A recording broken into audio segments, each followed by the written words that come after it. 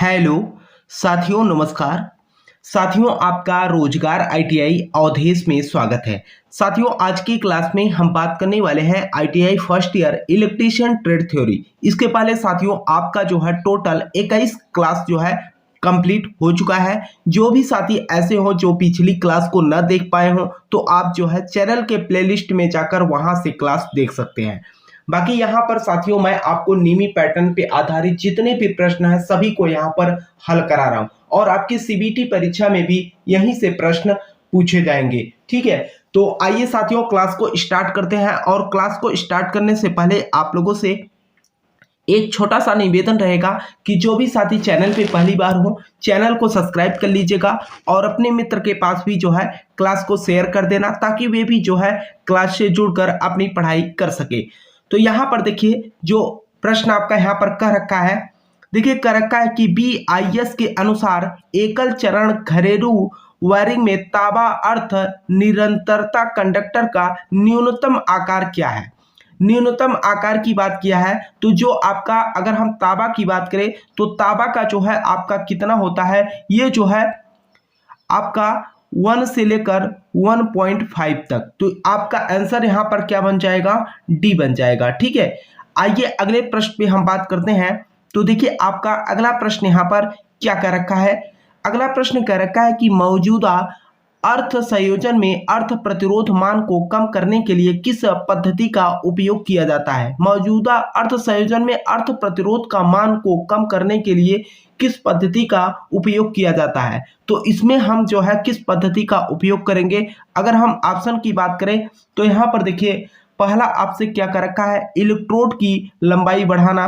अगला कर रखा है कि धरती के गड्ढे में हमेशा गीला स्थिति रखना। जी हाँ, धरती के गड्ढे में हम हमेशा गीला स्थिति रखेंगे। तो आंसर आपका यहाँ पर क्या बन जाएगा, बी बन जाएगा। आइए अगले प्रश्न पे बात करते हैं। और मैं आप लोगों से कहना चाहूंगा, देखिए अगर आपको किसी भी प्रश्न को लेकर कोई भी डाउट होता है तो आप नीचे कमेंट बॉक्स में भी कमेंट कर सकते हो। बाकी जो चैनल का व्हाट्सएप नंबर है उस पर भी आप मैसेज कर सकते हो। तो यहाँ पर देखिए जो अगला प्रश्न आपसे कह रखा है कि अर्थ प्रतिरोध परीक्षक का उपयोग करके अर्थ के प्रतिरोध को मापने के लिए एसी की आवश्यकता क्यों है। एसी का मतलब है कि अल्टरनेटिव करंट की बात किया गया है यहाँ पर। ठीक है, अर्थ प्रतिरोध परीक्षक का उपयोग करके अर्थ के प्रतिरोध को मापने के लिए एसी की आवश्यकता क्यों है। एसी की आवश्यकता क्यों है तो यहाँ पर देखिए अगर हम करंट का नियमन करें या वोल्टेज पास तो आपका करंट का यहाँ पर नियमन के लिए। तो आंसर आपका यहाँ पर क्या बनेगा, ए बन जाएगा। आइए अगले प्रश्न पे बात करते हैं, देखते हैं अगला प्रश्न आपका यहाँ पर क्या कह रखा है। अगला प्रश्न आपसे यहाँ पर कह रखा है एसी एकल फेज वायरिंग परिपथ के वोल्टेज पाथ को निकालने का फार्मूला क्या है। तो ये प्रश्न आपकी परीक्षा के लिए बहुत ही इंपॉर्टेंट है मेरे भाई। कह रखा है कि एसी एकल फेज वायरिंग परिपथ के वोल्टेज पाथ को निकालने का जो फार्मूला है आपका वह क्या है। जैसे कि ओम का नियम आप लोगों ने पढ़ा है तो ओम का नियम क्या कहता है, V बराबर IR। ठीक है, तो यह जो है आपका क्या हो जाएगा, वोल्टेज पाथ बराबर IR वोल्ट। तो आंसर आपका यहाँ पर क्या बन जाएगा, ए बन जाएगा। ठीक, आइए अगले प्रश्न पे हम बात करते हैं। अगला प्रश्न आपका देखिए आपका अगला प्रश्न यहाँ पर क्या कर रखा है कि IE नियमों के अनुसार पावर उप परिपथ के लिए अधिकतम अनुमेय भार क्या है।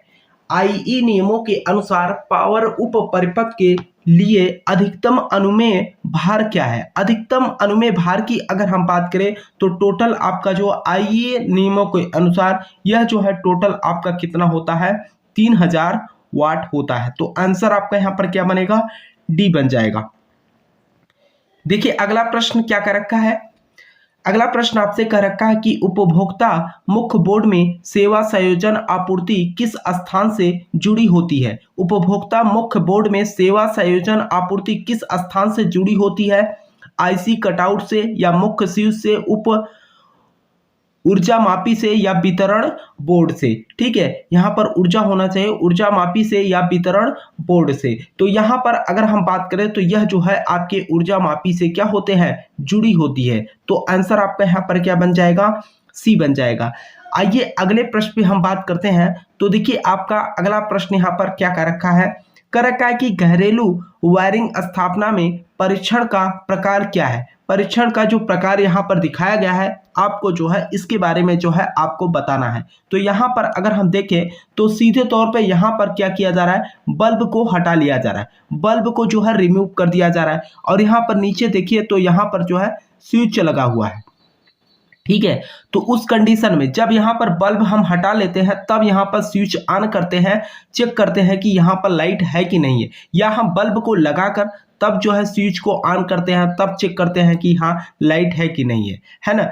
इस परीक्षक को हम क्या बोलते हैं, इसे हम क्या बोलते हैं, आप जो है कमेंट करके भी बता सकते हो मेरे भाई। देखिए एक डायग्राम मैंने आपको जो है इसके बारे में बताया भी है, और ये जो है आप क्या करता है, ये ध्रुवता की जो है जांच करने के लिए हम इसका प्रयोग करते हैं। तो आंसर आपका यहाँ पर क्या बन जाएगा, ए बन जाएगा, ठीक। आइए अगले प्रश्न पे हम बात करते हैं। तो देखिए आपका अगला प्रश्न यहाँ पर क्या कर रखा है, अगला प्रश्न आपसे यहाँ पर कर रखा है कि घरेलू वायरिंग स्थापना में अनुमत रिसाव वर्तमान क्या है। घरेलू वायरिंग स्थापना अनुमत रिसाव वर्तमान क्या है। कुल मिलाकर अगर हम बात करें तो टोटल करंट का बात यहाँ पर किया है, तो यह जो है आपका क्या होता है, टोटल आपका यहाँ पर 1/5000 पूर्ण भार हो जाएगा, ठीक है, पूर्ण भार धारा। तो आंसर आपका यहाँ पर क्या बन जाएगा, डी बन जाएगा, ठीक। आइए अगले प्रश्न पे हम बात करते हैं। तो देखिए ये प्रश्न जो है यहाँ पर नीमी की तरफ से थोड़ा सा गलत किया गया है, ठीक है, तो इसे थोड़ा सा आपको सुधारना भी है। करका की विविधता गुणांक की गणना करने के लिए किस सूत्र का यहाँ पर उपयोग किया जाता है, किस सूत्र का यहाँ पर उपयोग किया जाता है। तो अगर हम फार्मूले की बात करें तो जो आपका फार्मूला होता है यहाँ पर देखिए, तो ये जो मिनिमम दिया है मिनिमम नहीं होगा, ठीक है, यहाँ पर आपका हो जाएगा एक्चुअल लोड और बटे यहाँ पर क्या हो जाएगा, एक्चुअल लोड और कनेक्टेड लोड, ठीक है। तो आंसर अगर हम बात करें तो सी ही होगा अगर नीमी के अकॉर्डिंग देखें, लेकिन यहाँ पर मैक्सिमम नहीं होगा, एक्चुअल लोड बटे कनेक्टेड लोड। तो आंसर आपका यहाँ पर सी बन जाएगा। आइए अगले प्रश्न पे हम बात करते हैं। तो देखिए आपका अगला प्रश्न यहाँ पर क्या कर रखा है, कर रखा है कि नए घरेलू वायरिंग स्थापना का परीक्षण करने के लिए किस उपकरण का उपयोग किया जाता है। नए घरेलू वायरिंग स्थापना की परीक्षण करने के लिए किस उपकरण का उपयोग किया जाता है। इसमें जो है मल्टीमीटर का या मेगर का या शंट प्रकार ओम मीटर का या श्रेणी प्रकार ओम मीटर का। तो इसमें हम क्या करते हैं, इसमें हम मेगर का उपयोग करते हैं। तो आंसर आपका यहाँ पर क्या बनेगा, बी बन जाएगा। आइए अगले प्रश्न पे बात करते हैं। तो देखिए आपका अगला प्रश्न यहाँ पर क्या कर रखा है, कर रखा है कि वायरिंग स्थापना में परीक्षण का प्रकार क्या है। वायरिंग स्थापना में परीक्षण का प्रकार क्या है, यह जो है आपसे पूछ रखा है। अगर हम परीक्षण के प्रकार की बात करें, यहाँ पर आप देख सकते हो, यहाँ पर जो है बल्ब लगा हुआ है और ये जो है आपका स्विच है। अब जब स्विच को ऑन किया जाएगा तभी तो बल्ब जलेगा। अब यहाँ पर आपसे, और यहाँ पर आप देख सकते हो सीधे तौर पे ये जो है करंट यानी कि धारा की बात की जा रही है, धारा प्रवाह की बात की जा रही है, और ये जो है अर्थ की बात की जा रही है, ठीक है। तो ऐसे कंडीशन में हम इसे क्या कहेंगे, जैसे कि देखिए यहाँ पर कर रखा है कि ये जो है ध्रुवता की जांच कर रहा है या खुली परिपथ की जांच की जा रही है, चालकों के मध्य कुचालक प्रतिरोध की जांच की जा रही है, या चालकों एवं भूमि के मध्य कुचालक प्रतिरोध जांचा जा रहा है। जी हाँ, चालकों एवं भूमि के मध्य कुचालक प्रतिरोध की जो है यहाँ पर जांच की जा रही है। तो आंसर आपका यहाँ पर डी बनेगा। आइए अगले प्रश्न पे हम बात करते हैं। तो देखिए आपका अगला प्रश्न यहाँ पर क्या कर रखा है, कर रखा है कि सिस्टम अर्थिंग कहाँ किया जाता है। जो सिस्टम अर्थिंग होता है यह कहाँ किया जाता है, यह जो है आपसे यहाँ पर पूछ रखा है। कर रखा है कि जनरेटिंग स्टेशन में या विद्युत लेपन स्थापना में, छोटी औद्योगिक स्थापना में या घरेलू वायरिंग में। तो यह जो है आपका जनरेटिंग स्टेशन में जो है किया जाता है। तो आंसर आपका यहाँ पर ए बन जाएगा। आइए अगले प्रश्न पे हम बात करते हैं। तो देखिए आपका अगला प्रश्न यहाँ पर क्या कर रखा है, अगला प्रश्न आपसे कर रखा है कि मेगर का उपयोग करके क्या परीक्षण किया जाता है। मेगर का जो है हम उपयोग करके किसका जो है परीक्षण करते हैं, ध्रुवता की जांच के लिए या कुचालक प्रतिरोध की परीक्षण के लिए या भूमि इलेक्ट्रोड प्रतिरोध की जांच के लिए। तो यहाँ पर अगर हम बात करें तो कुचालक प्रतिरोध परीक्षण के लिए हम क्या करते हैं, इसका उपयोग करते हैं। तो आंसर आपका यहाँ पर बी बन जाएगा। आइए अगले प्रश्न पे बात करते हैं। तो देखिए आपका अगला प्रश्न यहाँ पर क्या कर रखा है कि घरेलू वायरिंग सर्किट में लैप चमक कम और मोटर धीमी। घरेलू वायरिंग सर्किट में लैप चमक जो है कम है और मोटर धीमी, आगे देखते हैं, धीमी गति से चलने का क्या कारण है, ये जो है आपसे पूछ रखा है। धीमी गति से जो है चलने का कारण क्या है, यहाँ पर देखिए न्यूट्रल लाइन में खुला परिपथ है या चालकों के बीच लघुपतन है, उच्च मान श्रेणी परिपथ दोष। जी हाँ, उच्च मान यहाँ पर श्रेणी परिपथ दोष के कारण जो है यहाँ पर चलने का कारण होगा। तो आइए अगले प्रश्न पे हम बात करते हैं। तो देखिए आपका अगला प्रश्न यहाँ पर क्या कर रखा है। अगला प्रश्न आपसे यहाँ पर कह रखा है कि सिस्टम्स अर्थिंग को किस वायरिंग स्थापना के लिए किया जाता है। सिस्टम्स अर्थिंग को किस वायरिंग स्थापना के लिए जो है हम उपयोग करते हैं। तो ऐसे कंडीशन में अगर हम बात करें उपकेंद्र के लिए या गोदाम वायरिंग के लिए या घरेलू वायरिंग के लिए या व्यावसायिक वायरिंग के लिए, तो ये जो है आपका क्या हो जाएगा, गोदाम वायरिंग के लिए। तो आंसर आपका यहाँ पर क्या बनेगा, बी बन जाएगा। आइए अगले प्रश्न पे हम बात करते हैं। तो देखिए आपका अगला प्रश्न यहाँ पर क्या कर रखा है। अगला प्रश्न आपसे कर रखा है कि पृथ्वी प्रतिरोध माप की कौन सी विधि सचित्र है। पृथ्वी प्रतिरोध माप की कौन सी विधि जो है सचित्र की गई है, यानी कि इस चित्र में जो है आपको दिखाया गया है। अगर हम बात करें तो यहाँ पर आप देख सकते हो, सीधे तौर पे अगर देखा जाए तो ये जो है यहाँ पर इसका और इसका जो यहाँ पर लंबाई की बात की गई है। तो अगर हम बात करें यहाँ पर इनके बीच में सचित्र पृथ्वी प्रतिरोध माप की कौन सी विधि सचित्र की गई है, सचित्र की गई है। तो यहाँ पर अगर हम देखें तो ये जो है विभव का जो है बात कर रहे हैं एक दूसरे से। तो यहाँ पर देखिए करंट को कम होना या विभव का पतन या धारा विभाजन, विभव विभाजन, तो यहाँ पर जो है विभव का जो है पतन हो रहा है। तो आंसर आपका यहाँ पर क्या बन जाएगा, बी बन जाएगा। आइए अगले प्रश्न पे हम बात करते हैं। तो देखिए आपका अगला प्रश्न यहाँ पर क्या कर रखा है। अगला प्रश्न कह रखा है कि आईई नियमों के अनुसार उदासीन संयोजन में हार्मोनिक विकृतियों को कैसे नियंत्रित किया जाए।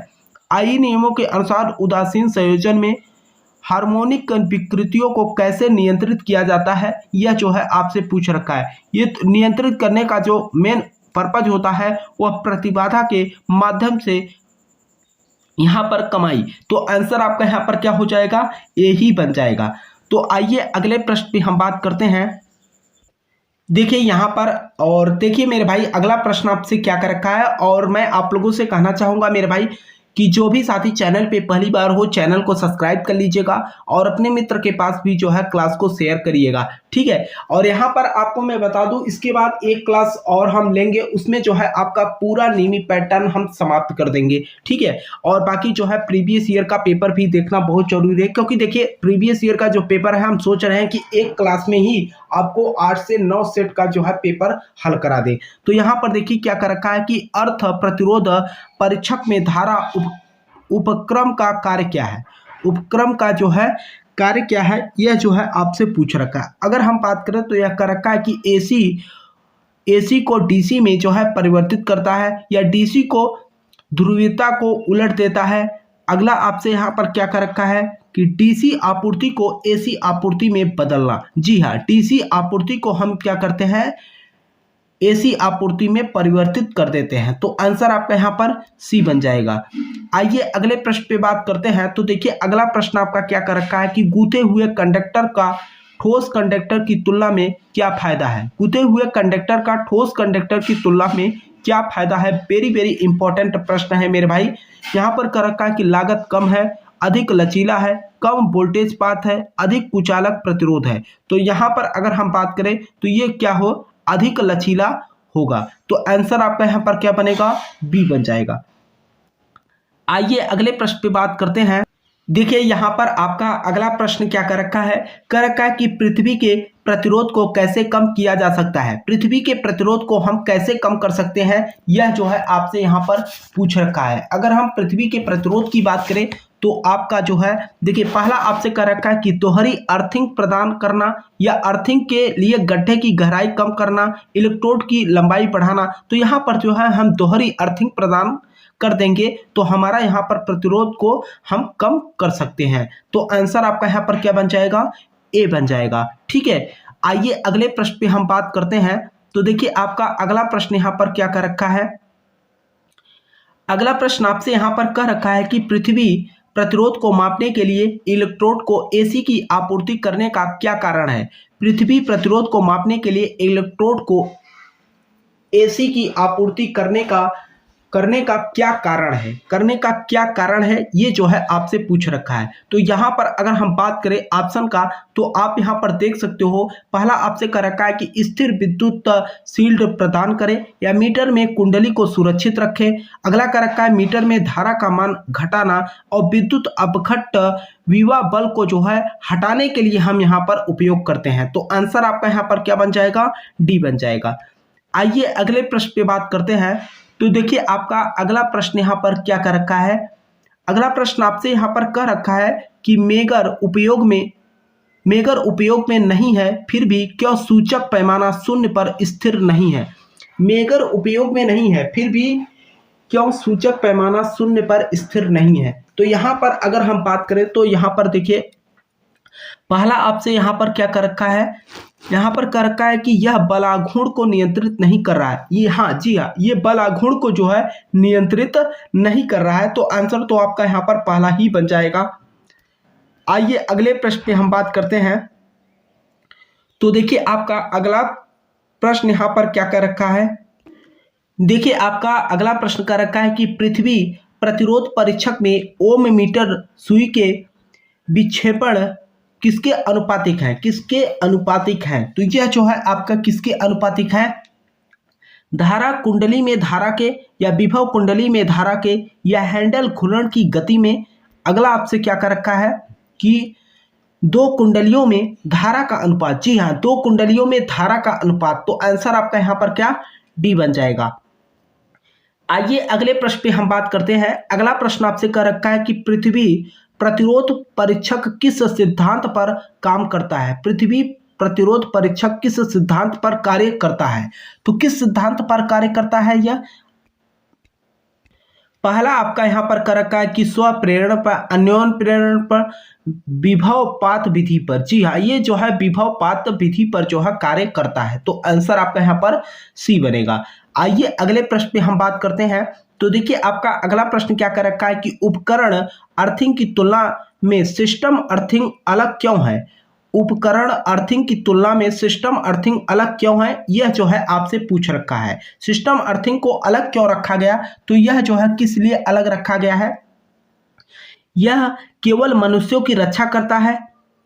अगला आपसे यहाँ पर क्या कर रखा है, यह सभी परपथ दोषों से बचाता है या धारावाहक चालकों से संबंधित है। जी हाँ, ये धारावाहक चालकों से क्या है, संबंधित है। तो आंसर आपका यहाँ पर क्या, सी बन जाएगा। आइए अगले प्रश्न पे हम बात करते हैं। तो देखिए आपका अगला प्रश्न यहाँ पर क्या कर रखा है, कि यदि किसी व्यक्ति को 20 मिली एम्पियर धारा का झटका प्राप्त होता है तो क्या प्रभाव पड़ता है।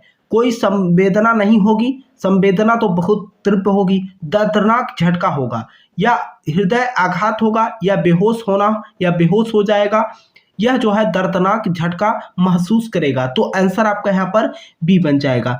आइए अगले प्रश्न पे हम बात करते हैं।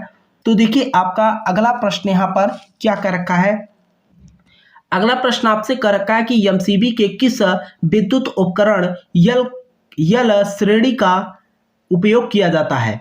यह जो है किसके श्रेणी में उपयोग किया जाता है, तो यह जो है गीजर में हम क्या करते हैं, उपयोग करते हैं। तो आंसर आपका यहाँ पर ए बन जाएगा। आइए अगले प्रश्न पे हम बात करते हैं। तो देखिए आपका अगला प्रश्न यहाँ पर क्या कर रखा है, अगला प्रश्न आपसे यहाँ पर कह रखा है कि डेट लघु वायरिंग इंस्टॉलेशन में मेगर क्या पढ़ रहा है। मेगर जो है क्या पढ़ रहा है, ये जो है आपसे पूछ रहा है। मेगर जो है यहाँ पर 0 मेगा ओम जो है पढ़ रहा है। तो आंसर आपका यहाँ पर क्या, ए हो जाएगा। आइए अगले प्रश्न पे हम बात करते हैं। तो देखिए आपका अगला प्रश्न यहाँ पर क्या कर रखा है, अगला प्रश्न आपसे कह रखा है कि क्रिम्पिंग से क्या फायदा है। जो क्रिम्पिंग है आपका, इससे जो है फायदा क्या है पूछ रखा है कि क्रिम्पिंग का मुख्य कार्य क्या होता है। अगर हम बात करें जो क्रिम्पिंग होता है ये क्या करता है, तारों को जो है बहुत ही मजबूती से पकड़ जो है प्रदान करता है। तो यहाँ पर अगर हम बात करें साफ सुथरा रूप देता है या भार धारा कम कर देता है, ढीले संयोजनों को टालना, आसानी से बदलना। ये ढीले संयोजनों को जो है आसानी से या टालने के लिए कुल मिलाकर अगर हम क्रिम्पिंग की बात करें तो ये तारों को मजबूती से पकड़ प्रदान करता है। तो आंसर आपका यहाँ पर सी बनेगा। देखिए आपका अगला प्रश्न यहाँ पर क्या कर रखा है, कह रखा है कि दैत्य मान तीव्रता की एसआई इकाई क्या है। और वेरी वेरी इंपॉर्टेंट प्रश्न है ये, 2023 की सीबीटी परीक्षा में जो है पूछा गया प्रश्न है। यहाँ पर अगर हम बात करें तो ये जो है आपसे कह रखा है कि पहला लक्ष्य है, ल्यूमिन है, कैंडिला है, स्टेरेडियन है। तो ये जो है आपका अगर हम बात करें तो आपका कैंडिला हो जाएगा। ठीक है, तो आंसर आपका यहाँ पर क्या बनेगा, सी बन जाएगा। अगला प्रश्न आपसे यहाँ पर क्या कर रखा है, कर रखा है कि तंतु लैंप का कार्यकारी तापमान कितना होता है। तंतु लैंप का जो कार्यकारी तापमान जो होता है वह कितना होता है। तो यहाँ पर अगर हम तंतु लैंप की बात करें तो आपका जो कार्यकारी तापमान होता है वह जो है आपका 2300 सेंटीग्रेड तक होता है। तो आंसर आपका यहाँ पर क्या हो जाएगा, डी बन जाएगा। आइए अगले प्रश्न पे बात करते हैं। अगला प्रश्न आपका कर रखा है कि फ्लोरोसेंट ट्यूब लैंप में टंगस्टन इलेक्ट्रोड को किस पदार्थ से लेपित किया जाता है, किस मटेरियल से जो है हम यहाँ पर इसको लेपित करते हैं। तो देखिए पहला आपसे कर रखा है कि सिल्वर ऑक्साइड से या फास्फोरस पाउडर से या क्लोरोसेंट पाउडर से या बेरियम तथा स्ट्रोंशियम ऑक्साइड से जो है हम इसे क्या करते हैं। अगर हम बात करें, देखिए ये जो है दो तरीके के होते हैं, तो हम यहाँ पर बेरियम तथा स्ट्रोंशियम ऑक्साइड का यहाँ पर उपयोग करते हैं। तो आंसर आपका यहाँ पर डी बनेगा। आइए अगले प्रश्न पे बात करते हैं। और देखिए आप लोगों से मैं कहना चाहूंगा मेरे भाई, किसी भी प्रश्न को लेकर अगर आपको डाउट होता है तो आप नीचे कमेंट बॉक्स में कमेंट कर दीजिएगा। बाकी जो चैनल का व्हाट्सअप नंबर है उस पर भी जो है आप मैसेज कर सकते हो। दूसरा ये मेरे भाई, मैंने आप लोगों के ही कहे अनुसार टेलीग्राम जो है चैनल भी बना दिया है। और चैनल का जो नाम है, कई सारे स्टूडेंट जो है पूछ भी रहे तो सीधे तौर पर टेलीग्राम पे आप जाइएगा। जो चैनल का नाम है रोजगार ITI अवधेश के नाम से जो है टेलीग्राम ग्रुप भी है, उसे आप लोग ज्वाइन कर लीजिएगा। वहां पर जो है आपको नीमी पैटर्न का जो फर्स्ट ईयर सेकंड ईयर का PDF है वहां पर हमने जो है ऑलरेडी अपलोड कर दिया है, तो आप जो है वहां से जाकर भी डाउनलोड कर सकते हो। तो यहाँ पर देखिए अगला प्रश्न आपसे क्या कर रखा है, कर रखा है कि MB प्रकार के उच्च दाब पारा वाष्प लैंप किस स्थिति में संचालित किए जाते हैं। किस स्थिति में जो है यहाँ पर MB प्रकार के उच्च दाब वाष्प लैंप को जो है किस स्थिति में हम संचालित करते हैं। तो यहाँ पर अगर हम बात करें तो ये जो है आपका ऊर्ध्वाधर या झुका हुआ या क्षैतिज या कोई भी स्थिति में हम इसे संचालित कर सकते हैं। तो इसे हम क्या करते हैं, क्षैतिज स्थिति में जो है संचालित करते हैं। तो आंसर आपका यहाँ पर क्षैतिज बन जाएगा, ऑप्शन आपका सी हो जाएगा। आइए अगले प्रश्न पे बात करते हैं। तो देखिए आपका अगला प्रश्न यहाँ पर क्या कर रखा है, कर रखा है कि उच्च दाब सोडियम वाष्प लैंप परिपथ में लीक ट्रांसफार्मर का क्या कार्य होता है। लीक ट्रांसफार्मर का मुख्य कार्य के बारे में यहाँ से आपसे पूछ रखा है। तो ये जो है क्या करता है, अगर हम बात करें स्टार्टिंग धारा को जो है घटाता है या कार्यकारी वोल्टेज को जो है घटाता है। अगला आपसे यहाँ पर कह रखा है, देखिए आपका अगला ऑप्शन यहाँ पर क्या कर रखा है, अगला ऑप्शन आपसे कह रखा है कि कार्यकारी वोल्टेज को बढ़ाना। यहाँ पर जो है प्रारंभ में उच्च वोल्टेज को जो है देता है। ठीक है, प्रारंभ में उच्च वोल्टेज प्राप्त करता है। तो आंसर आपका यहाँ पर डी बन जाएगा।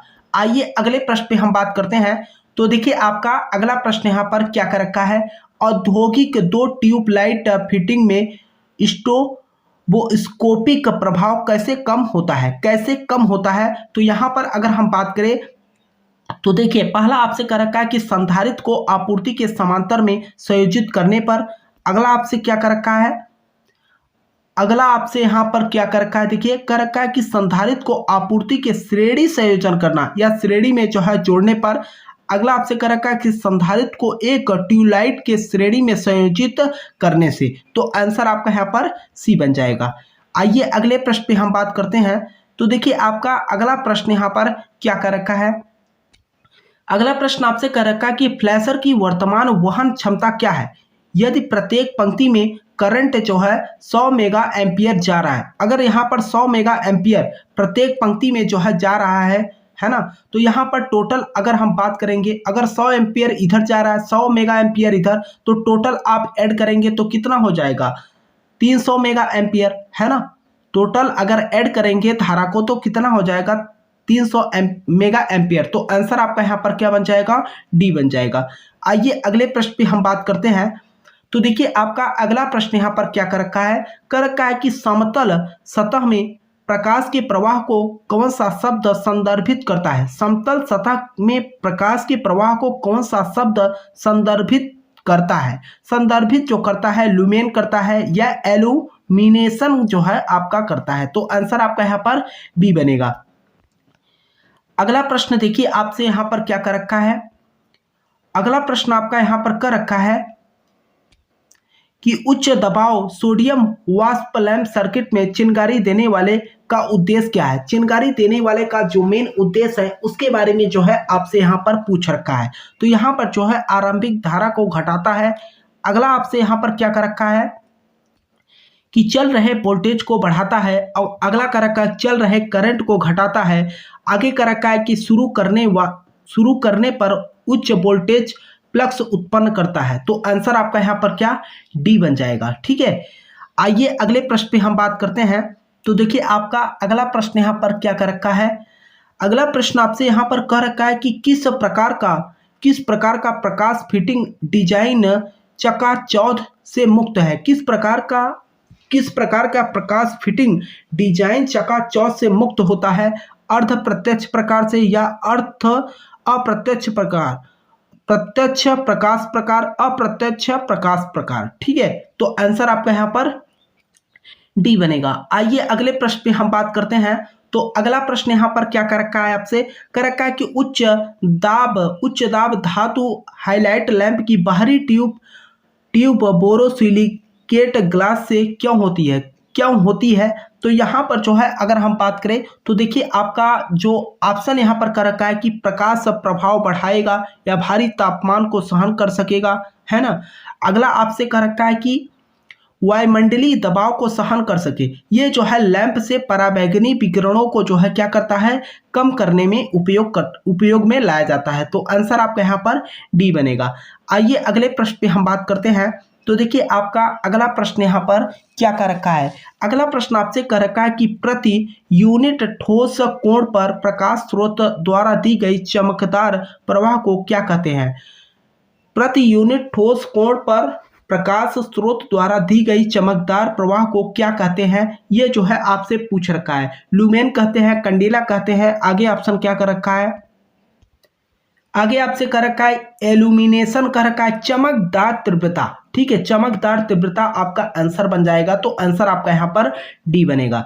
आइए अगले प्रश्न पे हम बात करते हैं। तो देखिए अगला प्रश्न आपका कर रखा है कि चमकदार प्रवाह की इकाई क्या है। जो चमकदार प्रवाह की इकाई की बात की गई है यह क्या है, लक्स है, लुमेन है, कैंडेला है। लुमेन प्रति मीटर हो जाएगा, मीटर स्क्वायर, लुमेन प्रति मीटर स्क्वायर आपका आंसर बनेगा। चमकदार प्रवाह की इकाई आपका लुमेन प्रति मीटर स्क्वायर होता है।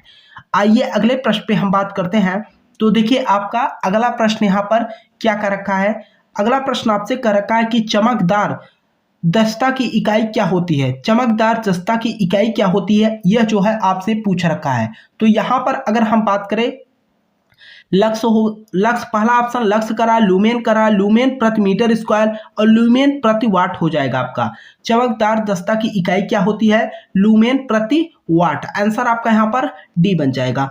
आइए अगले प्रश्न में हम बात करते हैं। तो देखिए आपका अगला प्रश्न यहाँ पर क्या कर रखा है कि वैक्यूम बल्ब में वाष्पीकरण की दर कम कैसे होती है। वैक्यूम बल्ब में वाष्पीकरण की दर को हम कैसे कम करते हैं, ये जो है आपसे पूछ रखा है। तो यहाँ पर अगर हम बात करें अक्रिय गैस को भरकर या बल्ब में आर्क का उत्पादन करके या तंतु प्रतिरोध को कम करना। अगला कर रखा है आपसे कि तंतु प्रतिरोध को बढ़ाना। तो इसमें हम क्या करते हैं, अक्रिय गैस को भर देते हैं। तो आंसर आपका यहाँ पर ए बन जाएगा। ठीक, आइए अगले प्रश्न पे हम बात करते हैं।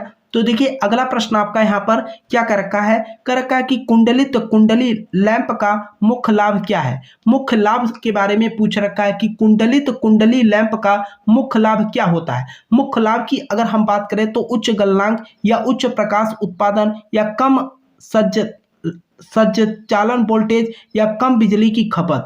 तो इसमें अगर हम बात करें तो आपका क्या होगा, उच्च प्रकाश उत्पादन को यह मुख्य लाभ इसका यही होता है कि यह तीव्र प्रकाश देता है। तो आंसर आपका यहाँ पर क्या हो जाएगा, बी बन जाएगा।